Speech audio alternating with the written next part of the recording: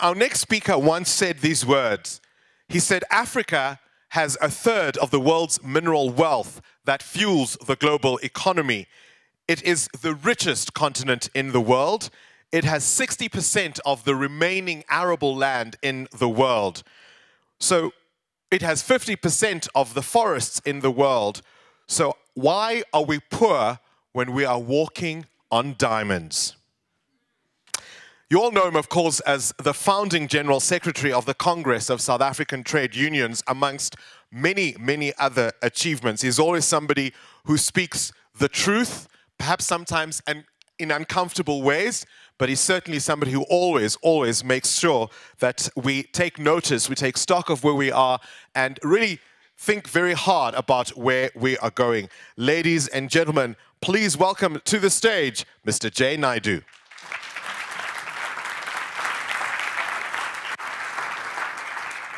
Well, thank you very much. It's a wonderful and inspiring time to be with young people. Because you've never seen old people like me leading a revolution, have you? It is you who are the engine of changing our country, our continent, and our world. So in many places that I go, I'm called an elder, a veteran, a tate. It's like, what is the use of people of my generation, you know? And very often we misunderstand our role. And we cling on to power.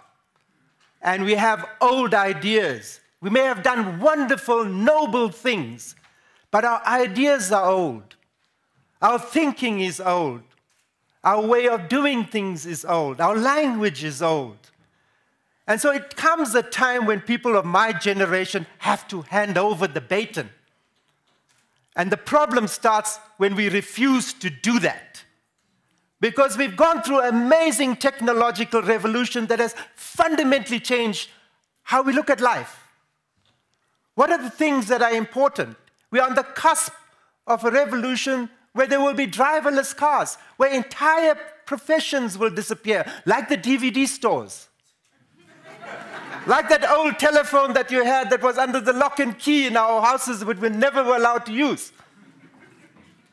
Who would have thought that we are walking around with our personal GPS, our own cameras? This is a very different world. It's a world that we should welcome. Technology is not our enemy. It's how technology is used, how power is used, that creates corruption, that creates war, that creates the devastation of our Mother Earth, that gives us the air we breathe. It's for free. Without air, we will die. We will not have oxygen. When we cut down the forests of our world, and 70% have gone already, these are the lungs of our body. So when we see a forest, let's not see how much money we can make from it by cutting it down. When we see our water, let's not talk about putting it in bottles. My father would be outraged that I'm paying to drink water out of a plastic bottle. And someone is making money from it. When I look at the oceans, many parts of our oceans are dying. When the coral reefs die, the beginning of the food chain dies. So what is the world that we are leaving to our future generations? When we are destroying the forests, we are poisoning the soil, we are having industrialized agriculture sell us food that is really killing us. And these same companies are then taking over and saying, you are sick. I'll give you a pill to solve your problems. That cannot be the world that we want to leave our children. This Mother Earth gives us everything we need, but we are stewards. We cannot conquer nature because we are part of this nature. We have to learn to live in balance with it. So as much as this conference is about change, what do we have to change? We can't be doing the same things we did before. What is that change that we need? And as I listen to you, powerful voices. I mean, if I had these speakers, Busi, you, Kiara, Tlabi, give me 250 and we will build a movement. But what will that movement be fighting for? A seat at the table?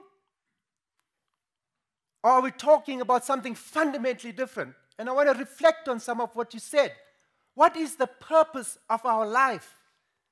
To become wealthy? What is wealth? Is it to be the richest person in the world? What is the consequence of having that thinking in our mind? I have worked with Bill Gates. I sit on the board of the Mo Ibrahim Foundation. He's a billionaire. Is wealth only calculated in money? Is wealth not social justice? Is wealth not respect for women? Respect for ourselves? So why do we get locked into a system that is dying? It's because of greed. That the only success we know is how much money we have, what phone we are carrying, what car I'm driving, how much I buy, which is killing the very planet that gives us life. We are close to 40% of the species of our world disappearing. Do you know what happens when the bees disappear, which they are in many parts of the world? We will have no food. Because it's bees that make us, that do the fertilization, that creates the food. Do we know what will happen when we poison the soil or the waters or rivers or oceans? We destroy that cycle of life. So what is wealth? Is wealth that's outside of us? Or is wealth within us? And that's what we have to think and think and think. Isn't wealth the fact that describing the philosophy of Africa? Isn't wealth social justice? I am because we are. If we go back to our indigenous wisdoms, in whatever part of the world, when my sister or my brother passes away and his children are hungry, or my neighbor is hungry, it's not the act of giving, it is my obligation to share what I have, no matter how little it is. So can we have the country of our dreams, the continent of our dreams, the world of our dreams through selfishness? That I want to own everything. Free men own more wealth than 50% of our population in this country. 85 people own more wealth than 3.5 billion people in the world. Is that justice? Is that what we want? We want a piece of that action? And so that's what we have to come back to. What is wealth? Besides buying stuff that we don't need with money that we don't have, that we usually discard in 6 months. It has to be a different thing. And when I was sitting 2 weeks ago in Dar es Salaam with Magrasa Machel and 300 women leaders, we had a conversation about the Africa we want. I was one of 5 men in that conference. And what did I learn from that? Because I sat and I listened. We talked about the second liberation struggle in our continent. Because we've had the first liberation struggle. And what has that first liberation struggle brought? It's something very real. I can stand here and speak to you. I can see the wonderful leadership that has come up from the grassroots and how they've achieved in their lives, in spite of the challenges we have. We have a right to vote for leaders of our choice. But ask ourselves really in the context even of our country that someone spoke, I think it was Tlabi, that 55% of our people live in poverty. What does it mean to live in poverty? That 14 million people will go to bed hungry today. That 1 in 3 is living on a social grant or is unemployed. And if you look at young people, more than 50% have very few skills, no jobs, and unlikely to get a decent job in their lifetime. So when you ask me who's the richest person I know today, it's not Mo Ibrahim, it's not Bill Gates, it's someone called Yapi Lepatsi. Do you know him? Do any of you know him? Well, you won't know him. He lives in a little village in the Eastern Free State. I work with him. For the last 3 years, I've worked with him and 170 people in the villages that they come from. They live in mud and daub huts. There's no running water. There's no electricity. But for him, he is the image of the wealth I want to see. Because working with people, like in any typical village that you have in our continent or the world, the majority of people are hungry. They're unemployed. They're waiting for a seasonal job from a white farmer to pick them up on the back of a bakkie and pay them 50 rand a day. They have been evicted many times from the farms around. But we set up a trust because some of us felt we have to go back and understand where we went wrong. What are the new things we have to learn? What are the things we have to unlearn? And so we got together, people like us, the elders, and said, can we create a safe, sacred space for intergenerational conversations on finding solutions to the problems that face us from local to global? Many of these we cannot solve country by country, like climate change, like corruption. But how do we start, not just talking, but building the democratic practice of how we should do it?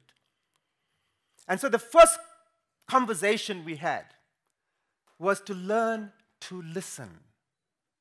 The problem with people that have a lot of education and come from the cities, we are city slickers.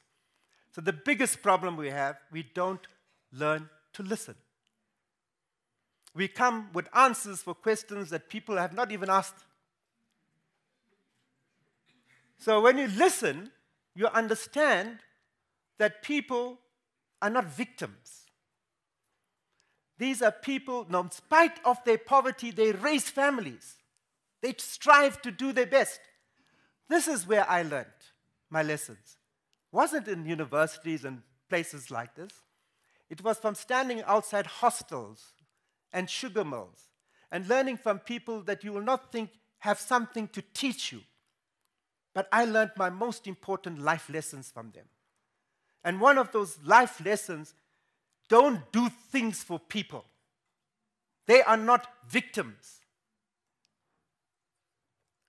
Work with people to understand what they feel are their problems, what solutions they have, and then co-create the vision from the bottom up. And that's why I keep consistently saying to young people, like many of you in this audience, don't look up. Because what do you see?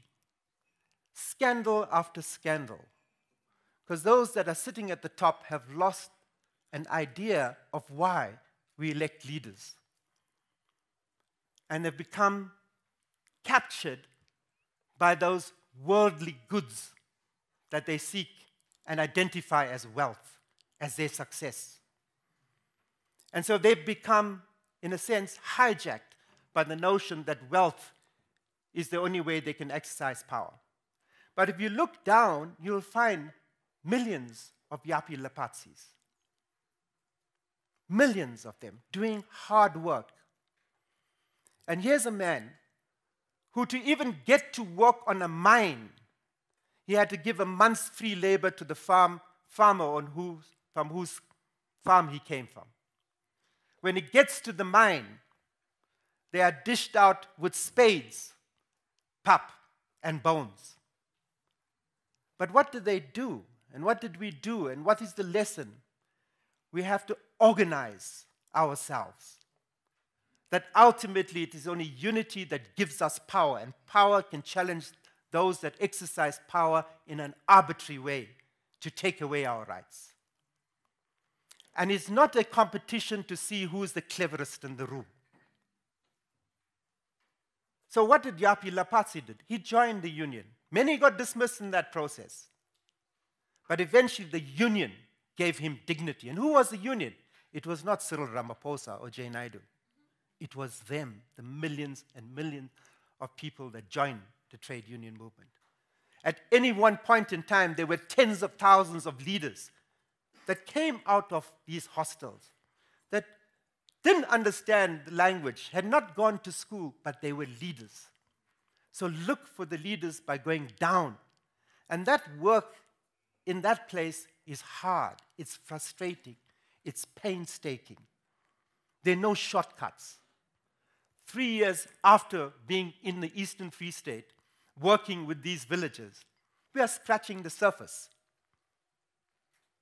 But they run a community-run lodge, which takes the profits and puts it back into development in the village. They are growing their own food. In fact, about 3 weeks ago, they had a harvest festival. One of their most successful crops was sugar beans. Sugar beans. They harvested 10 tons. And then they had a harvest festival. They invited the local villagers, but they also invited the white farmers, including the farmer that had kicked them off the land. And you know what made me really proud? They made a decision to give each one of them, including these white farmers, a present of sugar beans. To say, this is what we are giving to you. We are sharing our wealth with you. Now that is real reconciliation. That is saying to even the person that kicked them off the farm, I see the human being in you. You may not see it, but we see it. And we will take the first step towards holding your hand and saying, we are a community in this valley. That's how we build bridges, by actions. And so if you look at the experience of that village, you know what their biggest problem is? They've built a creche, they're building enterprises, they're starting to make their own bread, their own bricks. Not 1 cent of government money. Their biggest problem today is they have no more people to do what they want to do. They've run out of labor in the village. They have created their own livelihoods.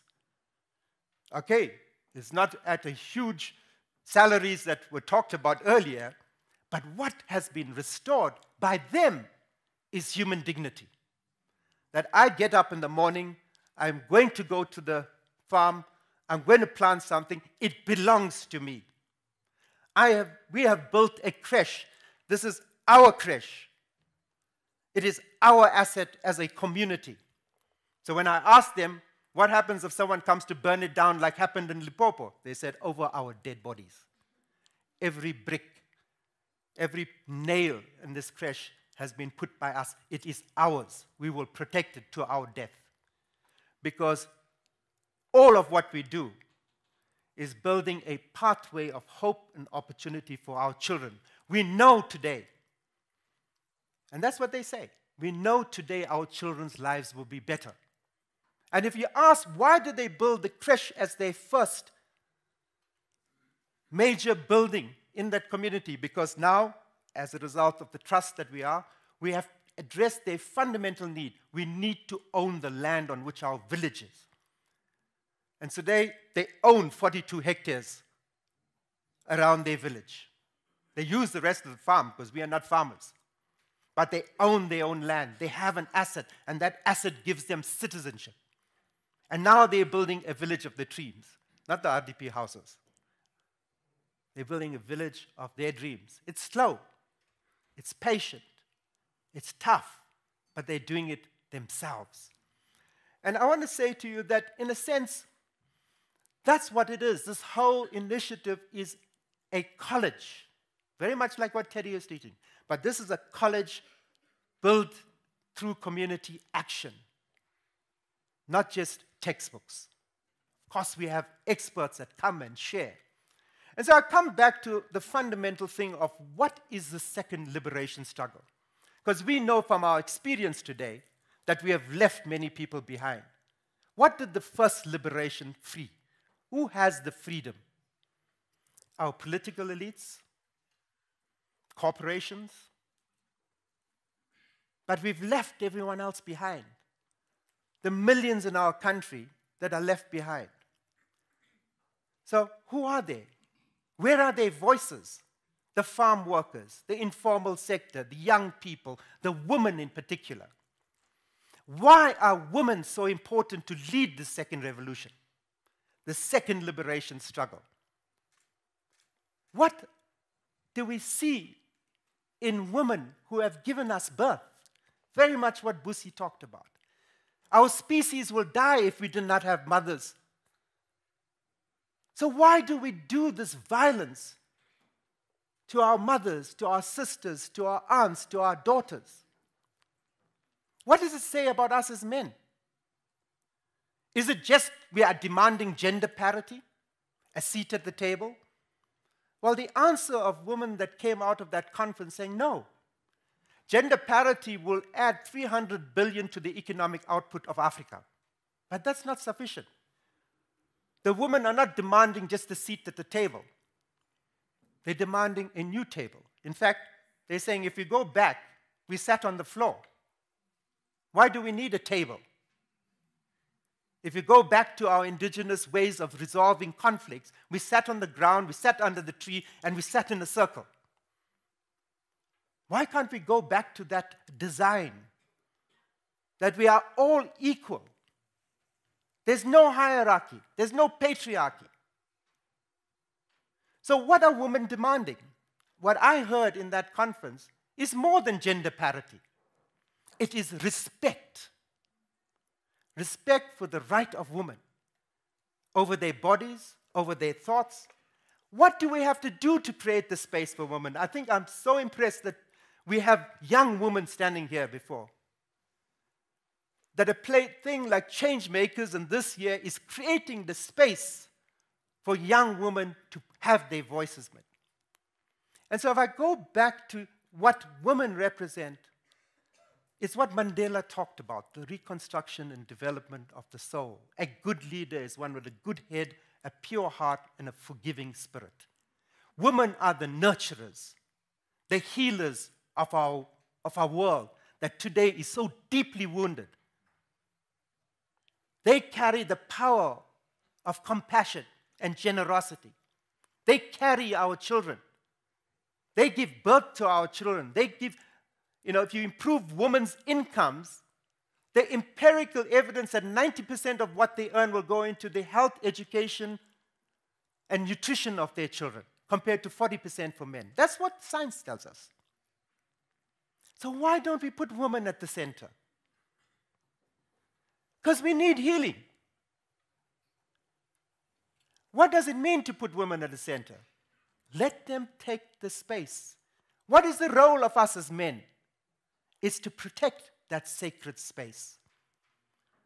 And that's what we need in the new activism that we're talking about. True activism. Activism is not about power. Put women into a room, even if it's just 30% of women. The conversation changes. But what is our response as men? When a woman is strong, we say she's feisty. Oh, she's bitchy. Oh, she wants to act like a man. But if a man does something strong, oh, what a strong leader. Even if he cries in a meeting, look, that's a man in touch with his emotions. It's such bullshit.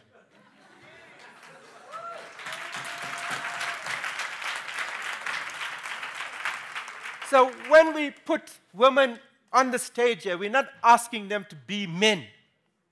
In fact, if the second liberation struggle is to be true to the human values we see as the foundation of our society, everything we admire in Mandela, then it's respect of women's leadership. It's respect and the sacredness of their role. And that's what sacred activism should be. That's what our activism should be. It's respecting the sacredness of women leadership, of balancing the male and female energy, of building from below and beyond borders, of having the humility to say, I do not have the answers. And that's what I ask you as change makers to do. Don't build what we built. Don't ask for a seat at the table we have. It's wrong thinking. We want to recreate a world, redesign a world that pulls us back from a precipice of an entire destruction of not just us as human beings, but all species in our beautiful world. And it's not Mother Earth that will suffer. We are going through what is called the 6th extinction. 5 times we've disappeared, all life in this planet. The planet will recover from our stupidity. The human species would not. Maybe that's a good thing.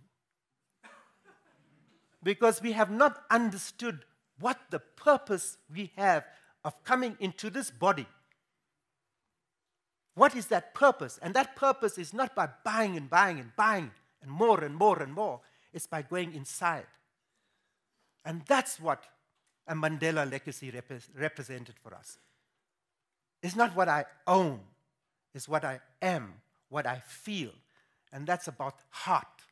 And what we have is leadership in this world, in the boardrooms, in trade unions, in civil society, in government, that are only in the head. And the head is a cesspool of emotions that stretches from selfish to unselfish to selfless. It's a journey. And that's the journey I encourage you to take, to have the courage to do it. Because we want to change this world. And we want that change, the drums of change, to be heard in every corner of our world. And it will be women who will manage this journey of healing of ourselves, in our lives, in our communities, in our countries, and in the world. Thank you very much.